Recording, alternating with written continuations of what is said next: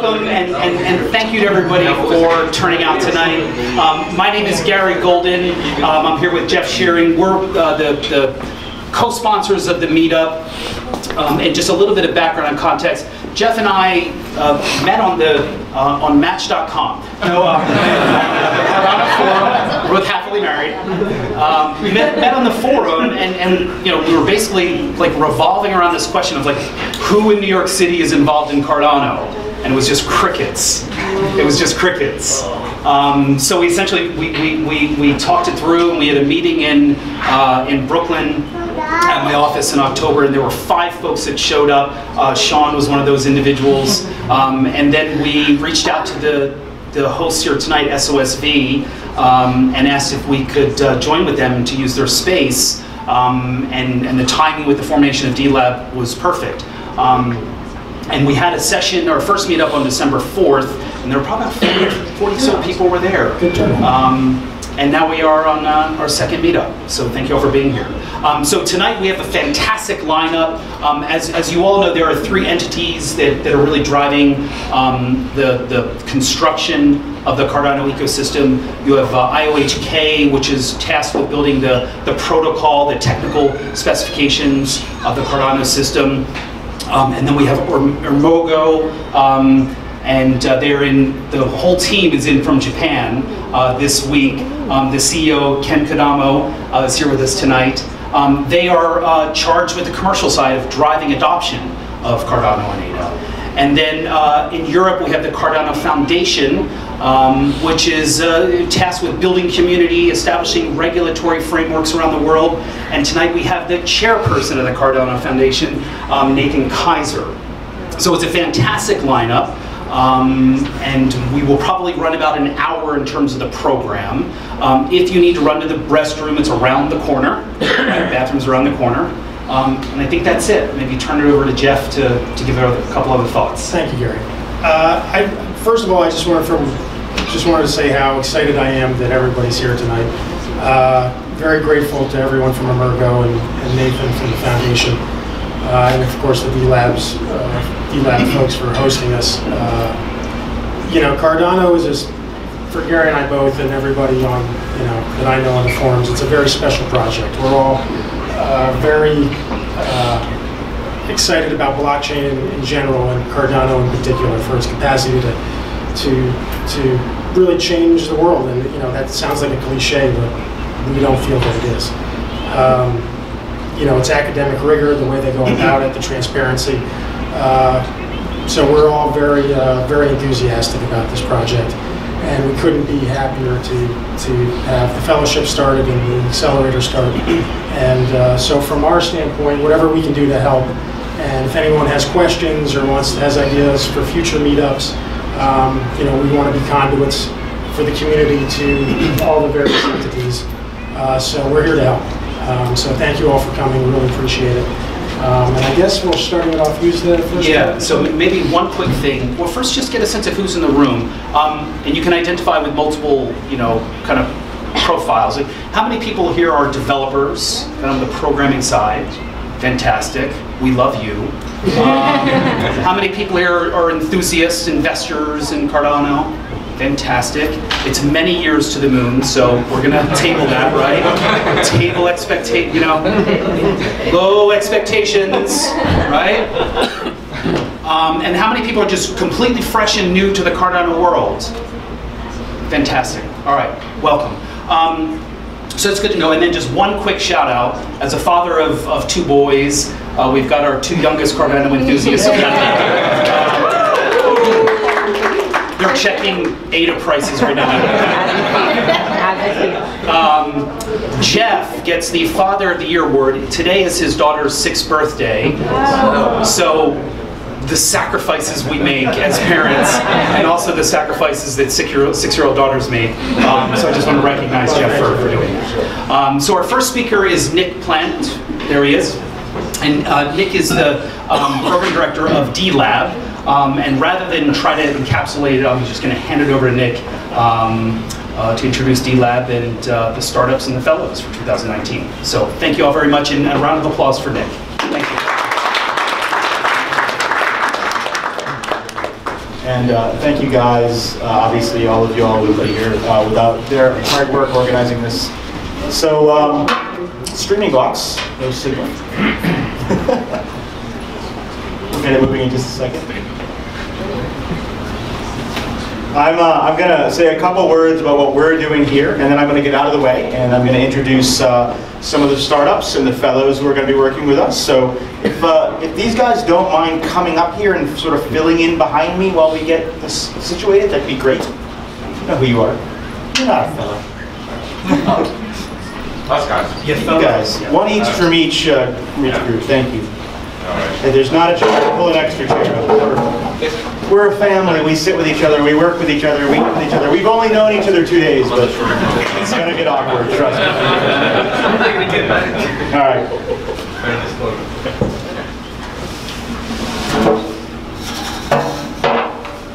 I think we're almost there. Almost there.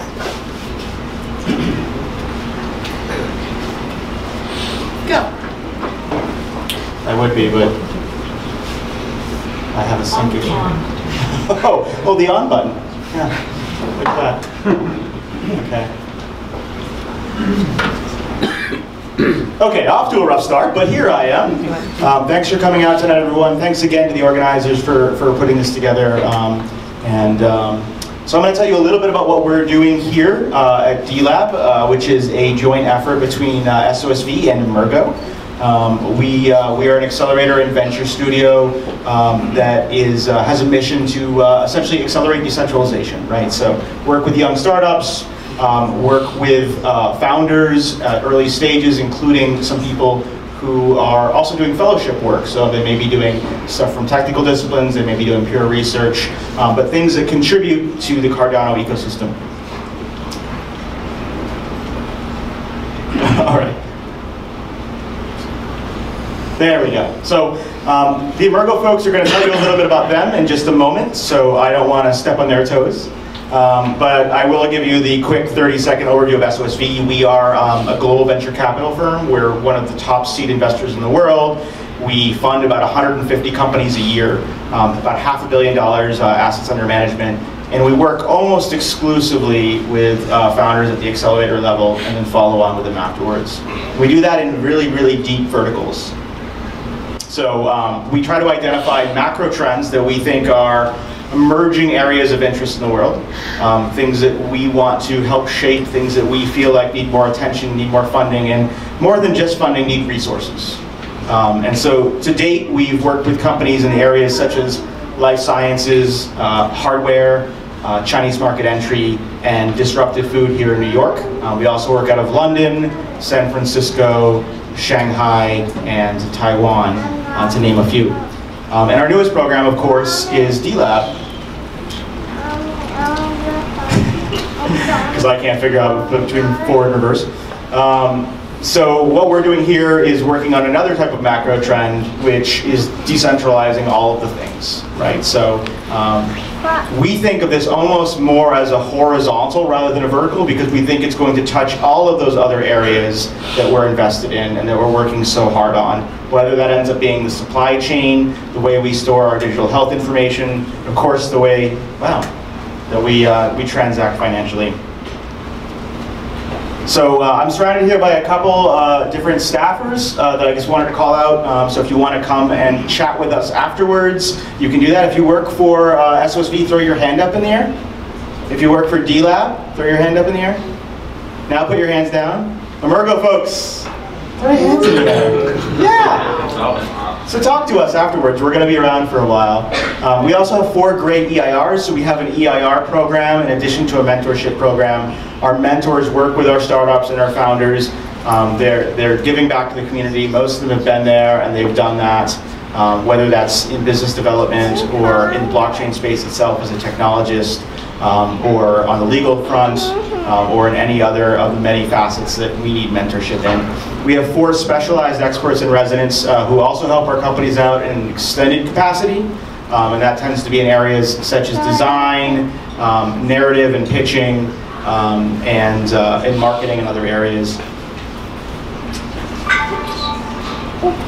Okay, so a couple quick numbers and then I'll get out of the way and introduce these fine people. The program starts yesterday, so we're off and running. We're going to be running it for the next 14 weeks. We'll be based here in New York City, out of this lovely space in Midtown, a short walk from the Penzi Food Hall, which I am a fan of. We have 4 portfolio companies, which represents a less than 3% acceptance rate. We got a lot of startups applying for an inaugural program. Way more than we expected to, which was really exciting to us and very time-consuming. We talked to a lot of really, really great entrepreneurs. I hope a couple of you are in the audience tonight. Unfortunately, we couldn't work with everyone, but we think we've selected 4 who are really going to have a huge impact, and we would encourage those of you who didn't make the cut the first time around to keep at it and to come back to us next time around. We also took 3 fellows. We'll be ultimately bringing on 2 more. We're sort of rolling this in. The startup program is a 14-week program, but the fellowship program lasts for between 6 and 12 months. So it gives those fellows who are working on novel concepts, who maybe aren't quite at the startup stage yet, more time to incubate here, us more time to work with them, make sure we're pairing them with the right resources and validating those ideas. We have a 50-plus mentor network, about 30 of which are based in New York. So if you're a mentor and you're here tonight, thank you. I think there's a couple of you. Can you throw your hands up? Excellent. So we've got a couple mentors here tonight. Thank you for coming out. And then we're going to be running a number of monthly events as well as doing some monthly blog posts. So if you're not subscribed to our newsletter, or if you're not checking our media or following us there, please do so. I think we're going to have some cool things going on that we'd like to get all of you involved in.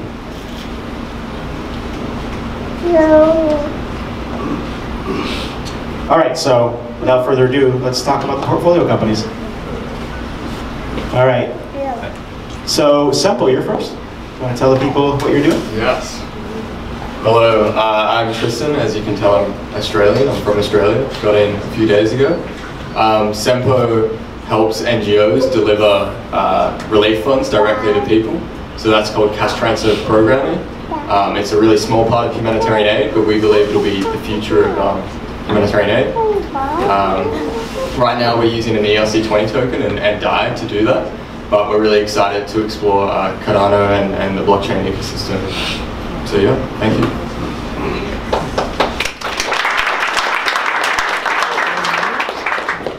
Okay.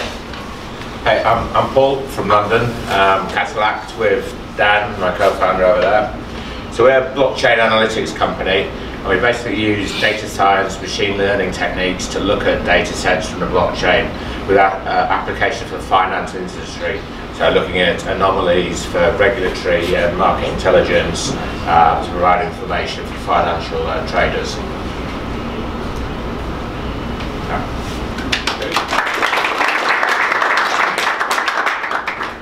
Hi everyone, my name is Nimesh and I'm the co-founder of HelixWorks. You know, everyone uses lithium-ion batteries and cobalt goes into lithium-ion batteries. You know, it's really hard to differentiate whether that cobalt was mined by a slave worker or a worker that was paid fair wages. Even with digital ledger technologies, it's really hard to track all of this. So what we are doing is we are creating a molecular tag made of synthetic DNA that you could then integrate into pretty much any material, any mineral. And no matter what process it goes through, you could still identify where it came from, of course, by being into the digital ledger technology. Thank you.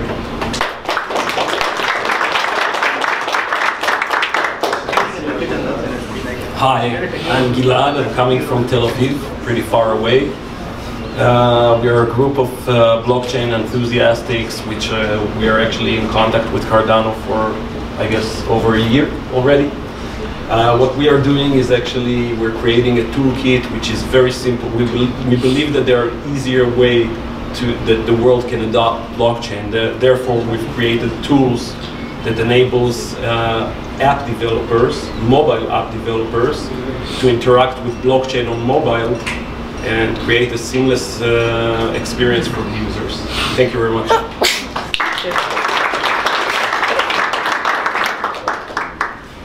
And now a couple of our fellows are going to say a few words. One of them, Yannick Koval, can't be here tonight, but what he'll be working on with us for the next 6 to 12 months is white label staking pool software. So if that's something you're interested in, if you're interested in running a staking pool in Cardano, it's certainly something that if you can come to me, talk to me, I'll wire you up with Yannick. I think it's going to be a really exciting time to be working on something like that, given the things that are coming in the next few months. I will pass it over to Kwa. Hey everyone, my name is Kwa Fan, and you might be familiar with services like wallets or exchanges, but what you don't know is behind the scenes they require full node to interact with the blockchain platforms that they work with, which requires a number of tedious setup low-level tasks. What we want to do is to just make it a lot easier for developers to create useful applications.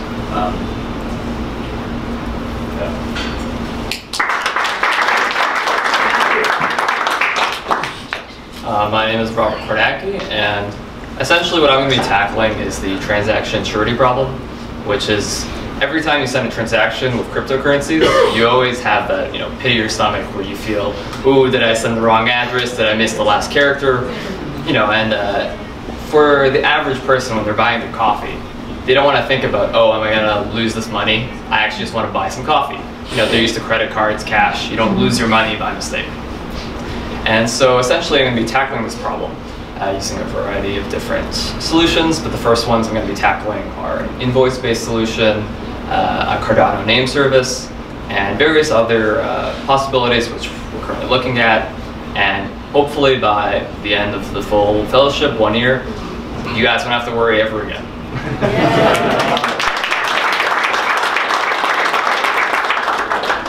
All right, thanks everybody. That's kind of it for us. What I'd like to do now is pass the mic over to our good friends at Emurgo. I don't know which one of you is speaking. Manmeet Singh. Manmeet? I guess it's you, buddy. You guys have slides? Thank you, everybody.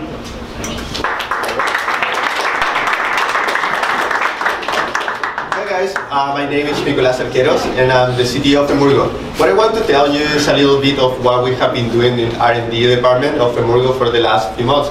So basically our main product right now is a live wallet called Yoroi. What is a live wallet? So basically when you interact with the blockchain, you need to download the entire blockchain, and Yoroi allows you to run without actually downloading the entire blockchain, which this means that you can be up and running in minutes rather than in hours.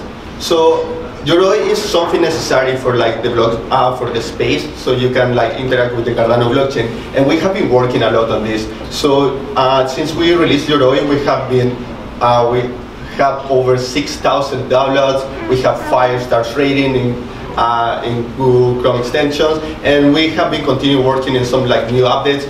Some of the latest ones has been the integration with the Trezor hardware wallet, which is already available, and also. This past month, in January, we released our mobile app for Yoroi for Android. And the reception has been pretty good. We got over 1,000 downloads in the first 24 hours. And also, right now, I think we have around 100 reviews with 5-star. And we are trying to continuously, every month, release something new. And for this month, we're going to be releasing the iOS app. And also we are working in the layer integration, which is another hardware wallet that's really important for the ecosystem because it gives you an extra step of security. So for example, when you are storing your credentials in your computer, you need to be careful to not get infected with viruses or malware, so that's why sometimes you would like to use external hardware wallet. So we are working in every security standard that the industry recommends. And also something really cool that I want to tell you now is that we are really excited about the work that IHK has been doing towards decentralization. So we are going to be releasing a blockchain explorer that's going to work with stake pools, and you're going to be able to understand how the stake pool is performing, so you want to understand the entire history, you want to understand where do you stand related to fees, costs. So it's going to be something for the normal investor user, and we are even thinking about maybe some investors that they don't speak English, so they haven't been able to find that much information. So we are thinking about everyone for this new blockchain explorer, and we hope to release it before decentralization comes. And for next, I would like to pass the mic to our CIO, Manmeet Singh. Hi everybody, my name is Manmeet. Thank you all for coming here. I'm quite pleasantly surprised to see such a large turnout. It's very heartening, and I do appreciate your support. So, yeah, I run the investment business of Emurgo. Ken and I jointly run Emurgo, and actually beyond just the investment side, it's all our international operations and our global strategy and so on and so forth. So maybe, I guess one of the things that I could give you guys a sense of right now is sort of, you know, how we're looking at our investments from Emurgo in terms of achieving, you know, primarily two objectives, right? So everything that we're doing at Emurgo, in my view and in our entire company's view, is to look at two objectives. One, increase the adoption of Cardano, and two, drive value to ADA holders. Now, if we can find things that we can do that achieve both objectives, that's absolutely fabulous, right? And one of the first steps in that is dLabs. So you've heard, you know, from Nick what dLabs is, and you've heard from the teams. But let me give you a little bit sort of a backstory and a little more color to this. So I've actually been associated with SOSV, and very specifically their accelerators in China. So China Accelerator and MOX and so on, as a mentor and as an EIR for I think over 8 years now. So it's been a very long relationship and a very long association that I've personally had with SOSV. I know them very well, pretty much everybody on the team there and so on, and I've seen how they operate. To me, as an investor, as somebody who comes, you know, from the venture world, from the entrepreneurship world, SOSV is, you know, the best of the best when it comes to conceptualizing, running, and driving value and success from accelerators. So when we were thinking about, okay, you know, what are the areas where we can deploy capital and bring in all Emurgo resources, and Emurgo resources, you know, are not just Emurgo, but it's our entire sort of ecosystem, everything that we have at IOHK, everything that we have at the foundation, and so on. And how can, you know, Emurgo help channel what we have, plus whatever we can bring, you know, through our tight relationship with both the foundation and IOHK, to entities that are going to now build on blockchain and specifically on Cardano. So in doing that, the accelerator model, which is something I was quite experienced and familiar with, felt the right thing to do, right? We should use some of that capital to seed young startups, young entrepreneurs who want to build solve a problem, right? Identify a problem, solve a problem, leveraging blockchain, ideally building it on Cardano. So that's where our discussion started with SOSV. Can we do this together? They're great at running accelerators and making them work and making them very successful. They're a very successful fund, actually. And, you know, we have a lot of strengths when it comes to blockchain and Cardano and so on and so forth, not just within our ecosystem, but actually in the more global blockchain ecosystem, the network that we have, which is, I think it's very substantial by now. So that's the genesis of this partnership, and, you know, thus far it's been a very easy, smooth process.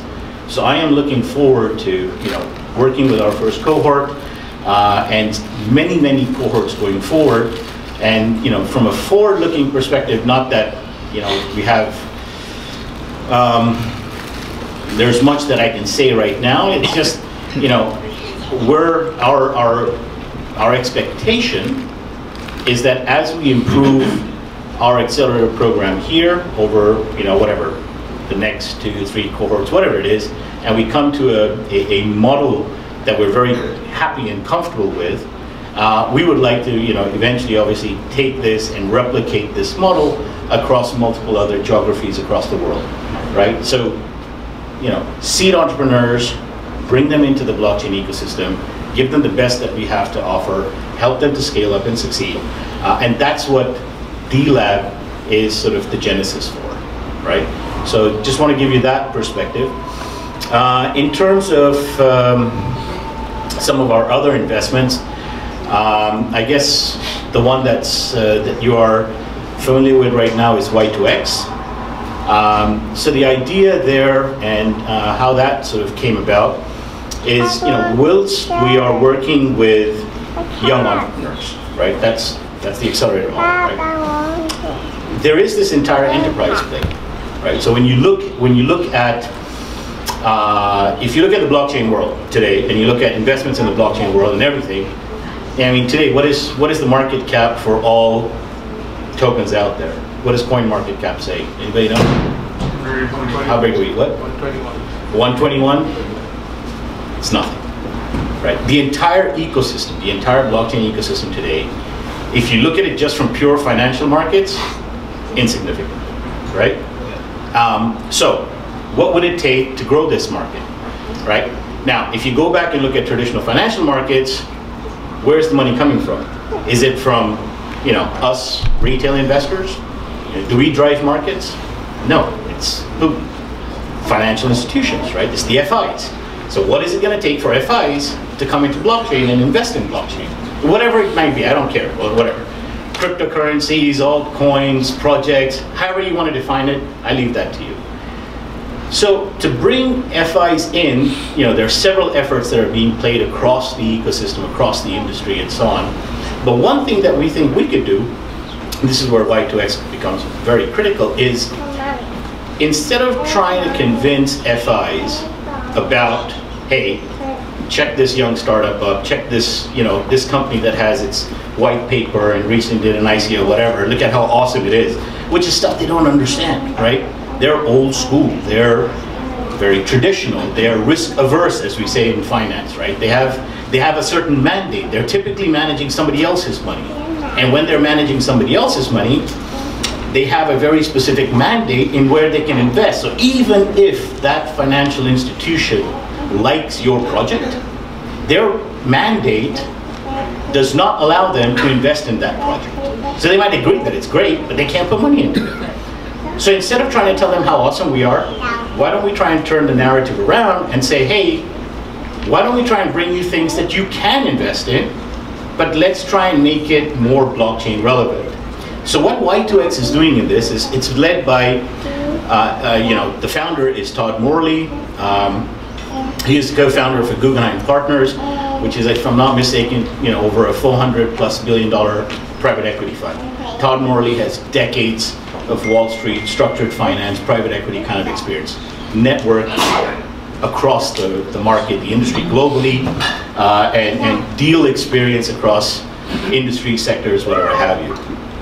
So why don't we look at more traditional infrastructure companies where we see that there is an element that we can bring in using blockchain to actually drive, say, cost and process efficiencies into those companies. So now let's bring that technology into those companies. Let's work on that. This is where Emurgo comes in. This is where we bring in Cardano expertise and so on to drive those efficiencies into the operations of these companies. And then let's take those companies through a funding route. This funding route could be whatever.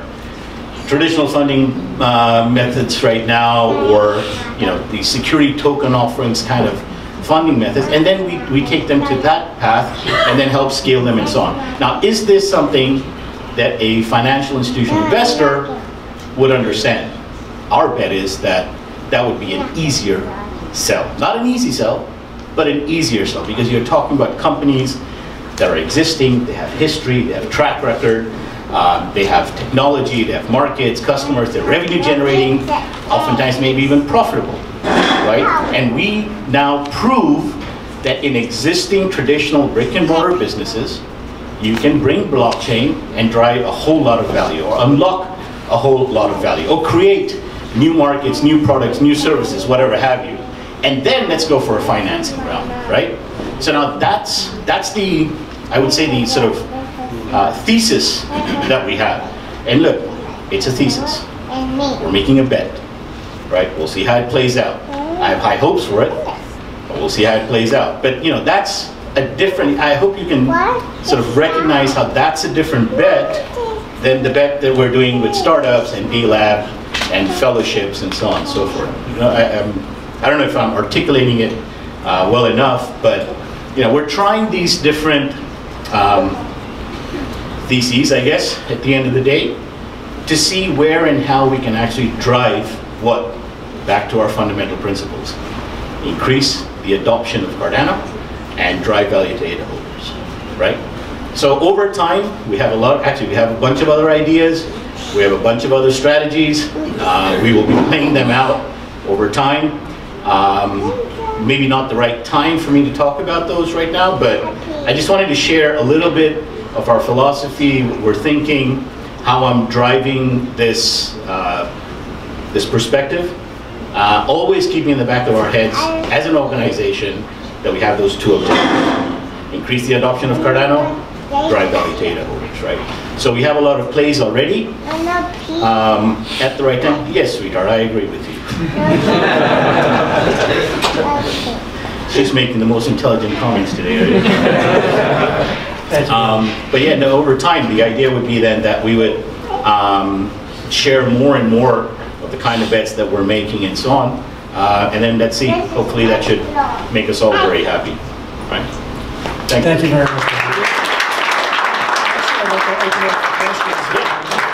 anyone has a question, I'll hand you the microphone. Any questions for me?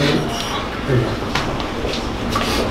Hi, my name is Steve from Block Tower Capital. So I have a few questions. So I met a lot of bounce books for IOHK, but I actually first time meeting the Emurgo people. So how many projects have you guys been invested, and how many of them you are working on? How many of them actually now launch on the Cardano platform?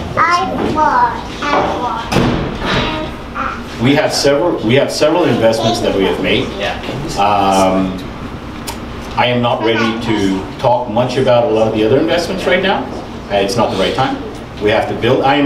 Look, I'll be honest. I'm more of a let's build it and then show some results, rather than harp about, hey, I'm doing this, and it might do this, and it might achieve this, right? So, talk about dLab after we've got it set up. Got it. Then in that case, like in terms of project you guys working on, IOHK also they are working on with the project, and you guys also somehow investing, incubating, kind of working with the project, right? How you guys kind of share the projects? I think you guys, after all, is under the same We have foundation. a very, very tight relationship with both IOHK and the foundation. How you guys work together? So that's what I'm trying to tell you. We have a very tight relationship. We're constantly in touch. We talk, on a weekly basis, just to catch up on everything that we're doing. Each one of our team members, is talking to sort of different team members at IOHK or at the foundation, and we're all coordinating this stuff. So to us, it doesn't matter whether IOHK finds something and funds it, as long as it's good for the ecosystem. Or for them, I doubt it matters at all whether Emurgo finds something and funds it or whatever, and it's good for the ecosystem. At the end of the day, I don't want to speak for our brothers and sisters there, but at the end of the day, our objectives are very aligned, right? So there's a very clear and strong communication channel between all of us. We share a lot of what we're doing, and then we kind of work some of the things we do together. Some of the things like, hey man, it's better for you to do this one. Yeah, do it. Often, many times, IOHK has found opportunities and called me up or sent me a message or something saying, hey man, you got to talk to these guys. They sound really interesting. Like, yeah, great, let's do it. And we talk to them together and figure stuff out. So it's a very collaborative effort. It's not a disjointed or distinct kind of play as such. If that makes any sense. Yeah, if you don't mind, like, how many actually the dApps are running on top of the Cardano at this point? How many dApps are running on Cardano? Or how many projects are using the mainnet of the Cardano? So, right now we have some development work that is happening. The reason I'm asking is that when I talked to IOHK last year, they said 5 or 6 projects working on mainnet. But at this moment, it's been almost 7 months now, and then you guys can't disclose. That means that no one is still publicly using it, right? Well, I don't know whom you spoke to or what was said, so I can't comment on that. Daniel. I can't comment on something that I wasn't present to, right? So I don't know what to tell you about that. beyond Shelley, right? maybe just one more question, please. Hi, Christiana, Adventures. So I'm curious, I love this angle and I love the venture side. So what are the initiatives as far as developers, right? Cardano is trying to build something different, a new protocol. So where are these developers going to come from and where are they being trained? Can you hold on till next week? We're extremely active. We're extremely active. I'm on the road 25 days a month. Yeah, I'm like this close to being homeless because I'm probably getting kicked out from my house. And you know, I'll show you my, you know, travel plans for the last 8 months. That's how it's been. We have a very specific plan for educating developers. A very specific plan that is going to be rolled out, and better next week, right? Yeah, following us on Twitter is definitely the best way to and it's literally next week. Emurgo_IO. Yeah, we will be announcing something very specific to that next week. Yeah. It's the announcement of the announcement, right? No, that's not what I do. I was asked a question, I'm just answering the question. I didn't make an announcement. I'm just saying next week you'll have a very, I think a very specific and I would hope an answer that would deeply please the community. Yeah. Great. And just for folks that may not be following the stories, it's Clio, correct? Clio is learning modules. Yeah. Do you know about Clio? Yeah. Yeah. I'm actually the person who wrote the Clio lesson. Yeah. Please. So if anyone wants to learn Plutus, because after Plutus Fest, IOHK released the Plutus Playground, and so me and one of the Clio founders, Marcus, we put together an education website, Clio.1 or edu.clio.1 for the education portal. And we have the first Plutus lesson, so it takes an hour, hour and a half, 2 hours, and it takes you through writing your first Plutus smart contract, even if you've never done functional programming before. I mean, obviously, you kind of have to know how to program. You can't just hold your hand all the way, but it takes you step by step, and if you're interested, check it out. And we have a lot of stuff coming out soon for Shelley, so if you're interested in staking pools, we're really going to be a full educational platform, so I invite you to come and check it out. Maybe say the website again. Yeah, for the education portal, it's edu.clio, so CLIO.1, Yep. Excellent. And that's why he's an excellent fellow. That's why he's here. And in addition to that, I mean, you know, Sebastian, Ruslan, Nico, they have a whole lot of programs and content that they release out, and IOHK releases tons of content, you know, educating about various elements of the protocol and roadmaps and so on and so forth. So there's, if you really want, there's a whole lot of stuff there already, right? And we're going to add to it. Great, excellent. So thank you to the Emurgo team, Ken. It's just been a wonderful few months. So it's wonderful to see such great news coming out of the Emurgo community. We're going to move now into the second part of our program tonight. The third organization that is helping to build and extend the Cardano ecosystem is the Cardano Foundation. And tonight we have with us the chairperson, Nathan Kaiser, who is going to do a hybrid AMA and Ask Me Anything. So he has some questions that he's going to be addressing that have been submitted to Reddit. And then we're going to take a few minutes to get some questions from the audience here. So if you could give a warm welcome to Nathan Kaiser. Thank you.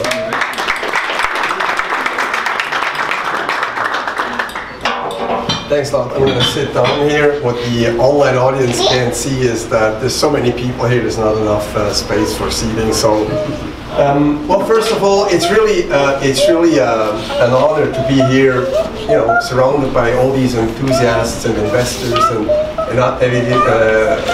of course the people from Emurgo, and then of course Manmeet, who is with me on the council of the foundation. And it's great to have everybody here, the dLab's people, and of course Nala-san, very good to see you, and the whole team. Well, okay, it's been a long year last year, and it was a long year the year before, and things piled up, and there's a lot of stuff has been written online. Daniel is looking at me, he's like, what is he going to say? And things have changed. So very clearly, this is the first public appearance of this new console. And it's fantastic to be in New York. I'm really excited, and I think so is everybody else. And so we all know that the past, let's call it leadership or management at the foundation was a bit, suboptimal. It was not what we wanted to. And a lot has been said, and now we have moved on, no? And I do have this M&A. I do want to quickly say what was not totally said yet, which is that happy birthday to the almost sleeping princess, the birthday princess in purple. All right, happy birthday. I'm going to do this off my phone. Let's see if that works. Should actually work. Right, so I'll go through these questions that were asked on Reddit, and obviously we'll have a second part where please, shoot the questions again. And I think this is really the larger context very clearly is really transparency, is like, oh my God, what's going on? Oh my God, did something happen? Did something change? What are you going to do? All these questions, and we all know, and when I say we, it's actually in this room, it's kind of everybody from Emurgo, it's obviously Manmeet and me. We know that all these questions, they deserve answers. So here you go. And also to make it clear, this is only the first AMA. This a second one in a month that or actually in 2 weeks that I'll have in Zurich. I might do that one in German, not decided yet, but we'll see. Yeah. All right, I'm just going to start with the first one. So the format is I'm going to read the questions and answer them at the same time? Yeah, read off the question and then your response. Right, yeah. Let's give this a shot. So question number one, after the restructuration, where do you see the main purposes of the foundation? Okay, so let's get to the term restructuration. So there is no restructuration. It's more that we had a issue with the leadership, but the foundation as such is safe and sound, and we didn't restructure the foundation. We're simply putting it back on the old feet. It should have happened at the beginning. So there's no restructuration. It's just a change of management, essentially. And where do you see the main purposes of the foundation? And this is, by the way, a recurring theme. You will see that some of the questions are partially going to be repeating themselves. Well, where do we see the purposes of the foundation? We see it exactly as I had earlier explained. The original vision was surely from Charles Hoskinson himself, which he laid out in different videos and so on, and speeches and so on. And then we do have the legal deed, the statutory purpose of the foundation, and we do have a website, which I'm going to say that about 5 times in this AMA. Please have a look at the website, which does state what the mission is. So it is really community building, it is education, it is regulatory, it's lobbying, it is driving the value, it is building stuff. So it is standard setting. Those are all parts of the missions that are very clearly, and then it's audit of IOHK, by the way, another one. So all these are listed on the website. So back to, has there been a restructuration? What are the purposes? It's the same as where we started 2.5 years ago, maybe 3 years. It's the same, no change. It's the same. So that's the first long answer to a short question. Question number 2. What can we expect after 2020, and what's the Cardano Foundation's vision about governance? It's really 2 questions. What can we expect after 2020? And you're all aware of Charles' announcement of Cardano 2020. After 2020, we do aim to ultimately, and that's the answer also to the question of governance, to make the foundation into a DAO. Now, what does that mean? That's really, truly more easily said than done, because we don't have any DAO that actually works or does anything. So it's kind of going back to Daniel's questions about the dApps. The DAO are this is a really heavy lifting. So, but that is the vision. We will make this into a DAO. Whether we're going to be the first one, the first mover disadvantage for a DAO, I'm not sure. To make a DAO actually requires a lot more work on on the technology, on the coding, we all know that. It requires work on user interface. It requires work on psychology, game theory, social sciences. Like how does this really work with a DAO? It's very easy to say, let's have a DAO and everybody is in there and happy. But we're very far from that. But that's the vision. Yeah. Are people allowed to interrupt me, or I don't know? Why don't you do 2 more questions and then we'll go. Okay, yeah, because I'm going to sound really boring here. I have 527 more questions. All right. Will we see foundation events and conferences in the future? Okay, very easy answer, or a couple of very easy answers. So yes, you have already seen, and you will continue to see a lot more events that are helped or coordinated or supported by the foundation, and that's not tomorrow, that's actually already started. So we have seen a rapid uptake in meetups. We have done a conference at the World Economic Forum in Davos. We're now here. As Manmeet said, I'm going to actually take his words a couple times. By the way, you were very eloquent, so I was kind of intimidated because how am I going to pull this off after you? No, but really. Better at it. It's not but it's true, we are on the road every day, you know. So we're actually moving, so check out, and I'm gonna repeat, I think what maybe Nico said, check out, or Florian, check out our Twitter, you know. Check the Twitter, the social channels. You'll actually see what we're doing. There's no longer a mystery. There is no like, oh my God, we don't know what the foundation does. No, you just go on Twitter and you'll see a steady stream of what's going on, including this one. All right. Yeah, maybe Cardano had asked me that. When are we going to have the big foundation conference? And here the easy answer is not this year, please. We're very busy doing a lot of other stuff, and we're a small team that we're growing and we're going to expand. But please don't expect a Cardano Foundation-led conference this year. We have the IOHK Summit, and I'm going to, please, you can Google it, that's easiest, IOHK Summit, Google, press enter. And all the Emurgo team is going to be there, the Cardano Foundation team is going to be there, our host is IOHK, it's going to be a fantastic summit, and it's going to be in Miami. What's there not to like? Yeah. All right. Should I take a couple questions? Yeah, sure. Please, yeah. Any questions for... How different is the IBM blockchain offering and the Amazon blockchain offering compared to Cardano? I mean, I'm relatively new to Cardano, so that's quite awesome. Can I answer that? Maybe repeat the question. The question was how are the different blockchains, Amazon and IBM's offerings today? Yeah, let's stick to foundation questions first, and then I'll answer your. Yeah, maybe. Anyone else have a question for Nathan? I mean, I have more here. Yeah. We need that. Right.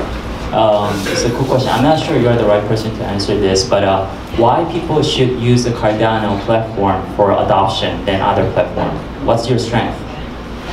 Right, I think you're right. I have some questions of where is Shelley, and what about smart contracts, and when are we going to do the dApps, and how many dApps, and I think that's a similar question.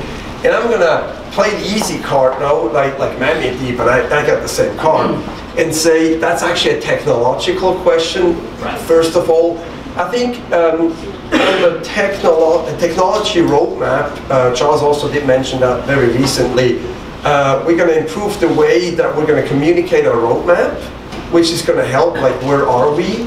The question why is, first of all, and I think it might have been Geoff who said that, the rigor with regard to academic verification. So really, specifications, verification. So this is not building and then see if it breaks now or later, but the Cardano protocol, the Cardano as a platform is built on specifications first and then academic verification. So that will be the single one argument. But again, as the head of the foundation, I'm not the technology, or as the chairperson of the council, we are not the technology drivers. We are actually looking at various angles. But yeah, please stay tuned. And please come to the summit. Okay, let me tweak the maybe question a little bit. I'm not asking tech side, let's say. So a lot of platform these days, everyone's like talking about adoption basically. Everyone wants to see the adoption. So basically EOS, Tron is basically focusing on game because I think gaming is easy target to make adoption. So what the Cardano think that major adoption might happen for your platform? Is it gaming or is it securitization, or what field do you guys see that your platform is most appropriate for this adoption? Right. I don't want to go too deep into that question because it's going to bore people. I'm still going to go back to my first answer. In academic verification, the fact that it works and doesn't break, that's exactly too deep, but it's sort of making sure that what you want the blockchain to do on a conceptual level, the code actually does. I'm really simplifying. Sorry for jumping in. I'm happy to answer that later or now. Let's do it. No, this is another thing. Who will be the users? What kind of? No, wait. That's a second answer. So he's gonna. So maybe now I can tell you a little bit about the problems that we're trying to solve, and I'm going to try to do my best. But if you want to get the best explanation, you should check out this video in YouTube from Charles Hoskinson. So there are multiple problems in blockchain. The first one is related to scalability, and we have seen this multiple times with transactions. But transactions is not the only one. There is also about how much space is used in the blockchain because it needs to store all this information. And also you can do bigger blocks to increase the number of transactions because also there is some specific problems with the networking. That's the first problem that Cardano is solving. There is also other concept that's related to, for example, sustainability. So, for example, who is going to be improving the protocol after IOHK start moving, finishes what we're planning to? So there needs to be developers, they need to feed themselves, their families, so there needs to be sustainability. And we have seen this in other protocols that maybe there is not incentive for developers to, for example, improve the protocol, but rather to build dApps and run ICOs, but they're not actually improving the protocol. So this is another thing that Cardano is solving, and for this specific topic, we are using liquid democracy. And there is also the problem with interoperability, where Cardano is, we are not trying to be this some lonely rider that's trying to do everything better, but also it's really important the communication with other blockchains, and also not only other cryptocurrencies, but also what is more of the traditional world, where you have other blockchains that are going to be permission based. So you also want to talk to them, and there needs to be some interoperability. Cardano is also solving this with the sidechain research that IOHK is doing, and it's already out and it's been validated pretty well. And also there's other blockchains considering it. And this is only the part of the protocol. Also IOHK is doing an amazing work related with the smart contracts. We have seen that a few months ago we were reading the news that every month there was a new hack, a new problem with the smart contract, and we can be hoping to get what Manmeet was saying, of more traditional investors to come to blockchain if we are getting hacked, and how they're going to be putting the money from other people in these platforms that are dangerous. So Cardano is following what is a scientific approach, and we are pushing for what is formal verification for smart contract, and for this we are using Haskell and more of a functional approach, and this helps a lot. And there's already tested for what is Plutus, about our version of KVM, which works with Solidity, and we even created our own virtual machine called Ayala. And so we are doing a lot of things, and they're already out there. And now the moment is that we are doing everything together, and so the next big milestone in Chile, where we're going to have decentralization. And IOHK again has done an amazing job, and we are already on track to be more decentralized than the top blockchains out there. And I'm happy to continue saying more. Maybe I'll take us to the host. We don't know. I don't know. It would be in 1993. Who's going to use this internet? We don't know. We're trying to build a financial stack. Will it be using gambling? Possibly. Payments? Possibly. Securitization? Nobody knows. There are no dApps. Blockchain is early days. There's no moon. There's no Lambo. It's early. No, but it's my early. question was because you made a comment. My counter argument to that is I'm just asking there should be some field that your platform is more suitable first. Sure. You can't just wait for a comment with them and anyone can come. Efforts are being made across industries. Yeah, I think where we're working with them to work this part out, right? And it's happening across industries. It's happening both at the enterprise level and at the consumer level. Okay. Right? Now, they kind of where is it? Well, your first question was, I think, slightly different to that. But trying to see if we can find the answers that you're looking for. Right? So, adding a little more flavor to see. So, before you figure that part out, you got to also go back and at least, hopefully, I would hope you would acknowledge that the entire architecture and structure of Cardano, and it's starting from its vision itself, from Charles's vision of Cardano, everything that it's being built as a hardcore protocol layer that has almost infinite uses.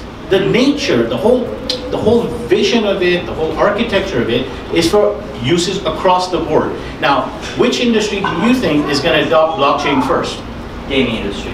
Okay, good. Maybe you're right. Maybe you're wrong. Yeah, I may be wrong. Yes. See what I mean? Yeah. Now, should we be taking a bet on gaming because one of us thinks it's gaming industry and just focus on that? Or should we be looking at many possible industries and see where that adoption is going to happen? Because we might think it's gaming. No. But it might be.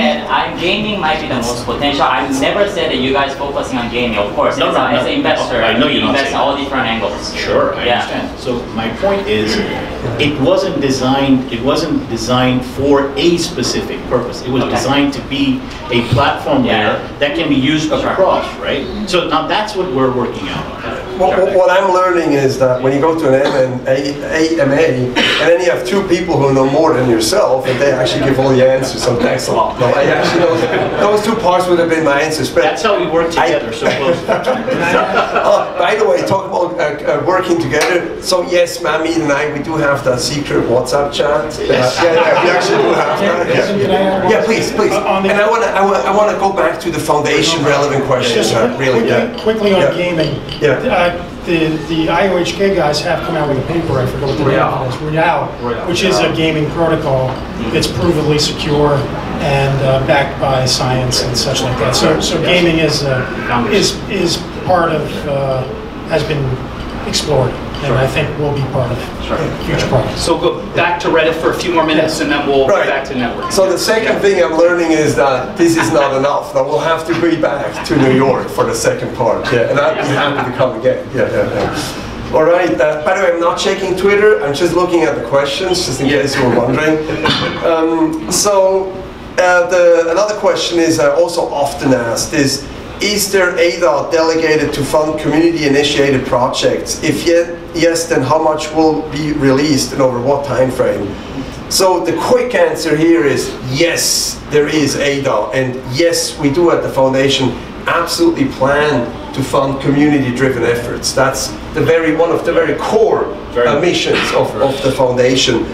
And the longer answer is, and I'm not the treasurer, and Manmeet isn't either, but to actually do this and how and when and what the requirements are, that takes a bit longer, and we're working on that.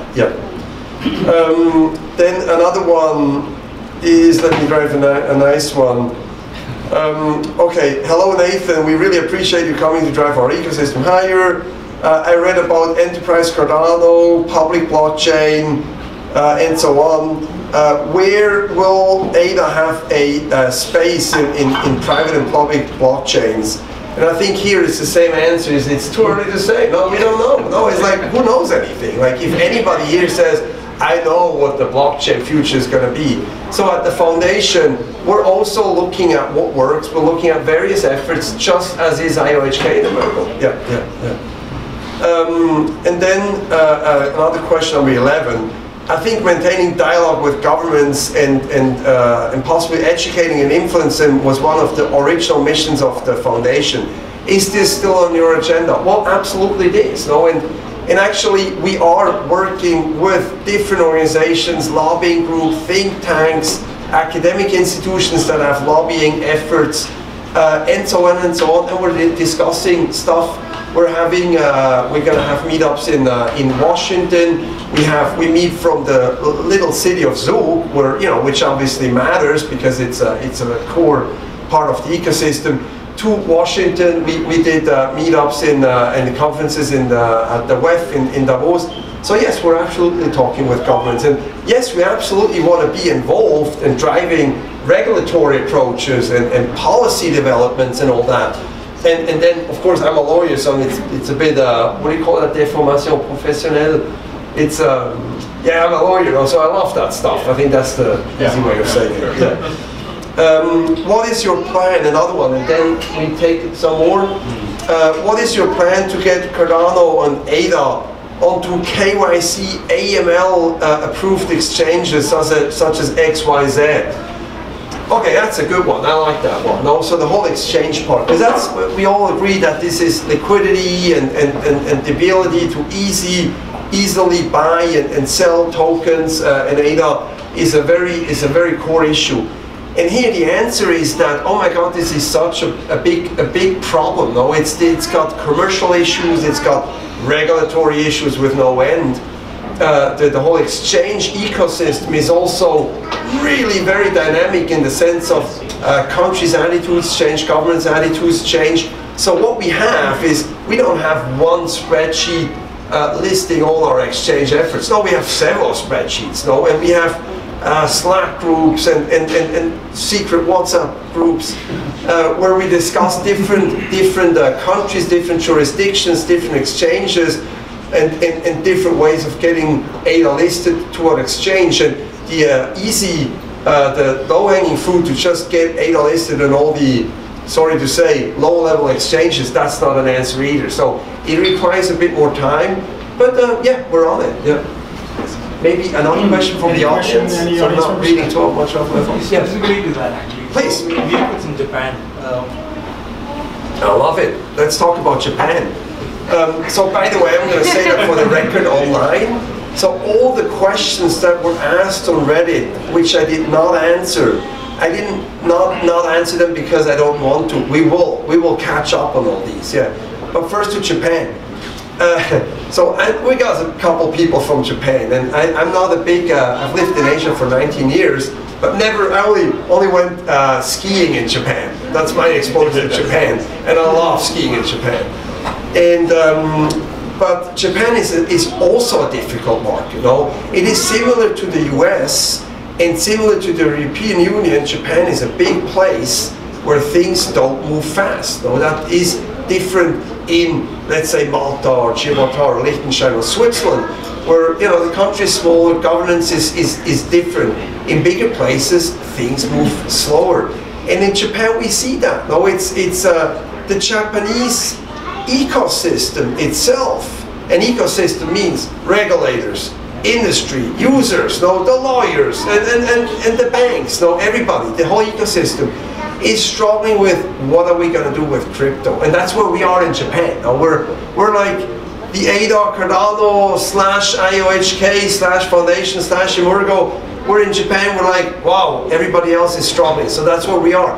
But are we working on this? Oh yeah, we talked about Japan. We have a secret WhatsApp group for Japan as well. I have one more question from the audience. Please. Yeah. Hi, thank you for coming. We appreciate it.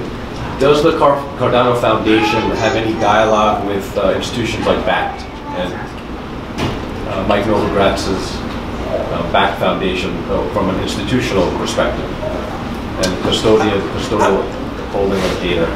Oh, okay, got you on that one. So on the foundation, on the BACT Foundation you just mentioned, as a lawyer, I'm very used to saying, like, I actually don't know the answer because I don't know that foundation. Hey, I can live up to that.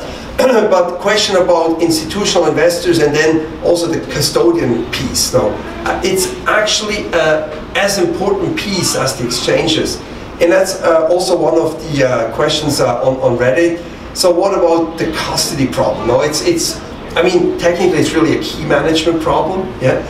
And so the easy answer is, once again, yes, we know that's a big issue, especially for institutional investors, back to FIs.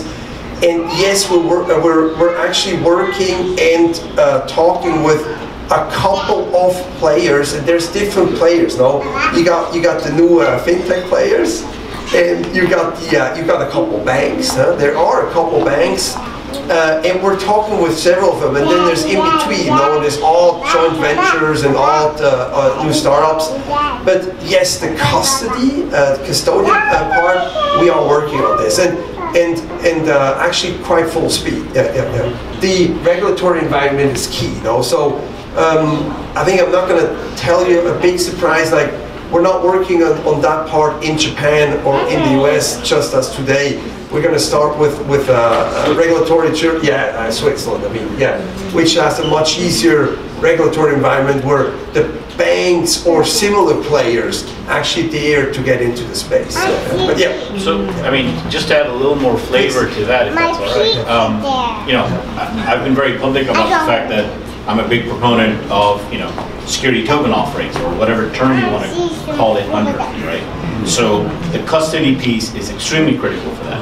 And I've looked at and we've evaluated many of the potential offerings and so on, and we continue to do that. Most of the offerings we found thus far have something that just isn't right, or something that we don't think is the right answer, right?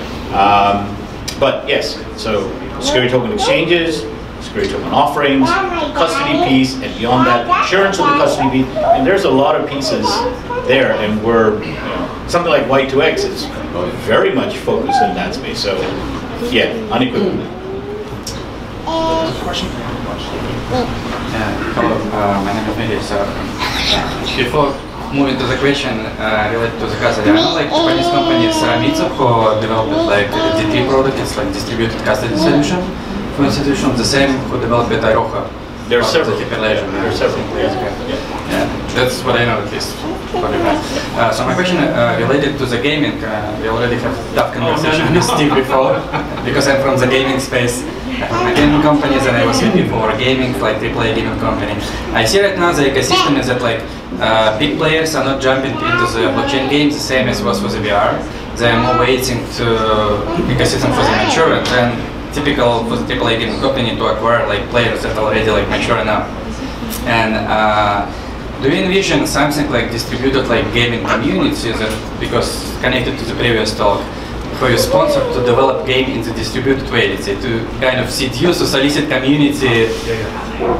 You know what? Because we don't. I'm going to actually answer that one, and because it's not really on topic, but it doesn't matter. I'm actually a big gaming fan myself, and I didn't want to say so, but I did a lot of gaming, like gaming law for. You know, I was the co-chair of the International Bars Association's subcommittee on e-gaming and all that. So it was really very it was a very tiny committee, but I was the co-chair.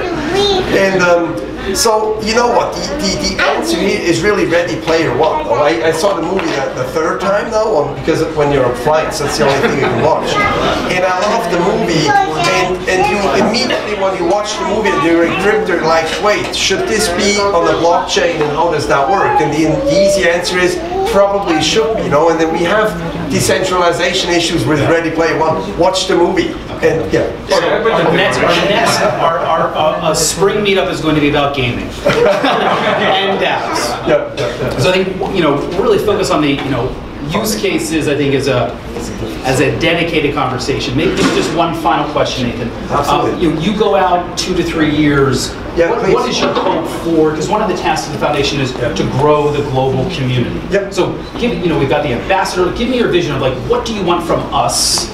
You know, what do you want from the global community? What do you want us to do? Right. Thanks a lot. And it is obviously also one of the Reddit questions. Yeah. So basically, we have two big efforts, which are sort of the big building blocks of the community building. Because how do you build a community is actually a hard question. The first one is the ambassadors, Cardano ambassadors. And the second one is the Cardano hubs. But let's talk about the Cardano ambassadors quick. And if you read Reddit and this and that and the forum, there's been a lot of talk about the Cardano ambassadors program. And please understand, I'm saying this also to the audience online and to you, Yeah, that the Cardano Ambassadors program, we only got started. We only started this. It's at the beginning. So we have a lot of immediate pushback because the internet is fast. Like, why didn't you do this? Why don't you do this? Why is it not like this? Why is it not like this? Because we just got started. And the Ambassador program, what we do, and I think that's called agile coding, no? In the coding business, is we start slow and little, and then we build up the product, and it's an MVP of sorts, no? And that's where we are. So the roles, for example, we have about, I think, 5 ambassador roles right now. That's just the 5 ones that we thought, let's start off with the low-hanging fruit, because who would start off with the high-hanging fruit? Like, there ain't no such thing. And so give us some time, and it's going to flower and be expanded in functionalities and again, ADA incentives or subsidies and so on.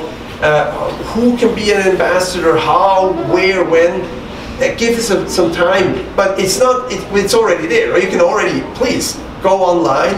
You can Google Cardano Ambassadors, hit enter, and you'll find the website with the application form and have a look. And if you say like, oh, this doesn't fit me, we've had that too, no? Well, okay, then just wait. No, we'll get there. Give us some feedback what you'd like to see. Don't expect the email the next day. Oh, we have heard your feedback. We're going to immediately implement this, because that's not how it works. That is often the expectation. But yes, we are reading all these feedbacks and all these emails. That's, by the way, a big question is like, do you read all the feedback? Why don't you answer? Yeah, because there's so much, and we're only like, I don't know, 8 people. Like, how many emails can you read with 8 people? And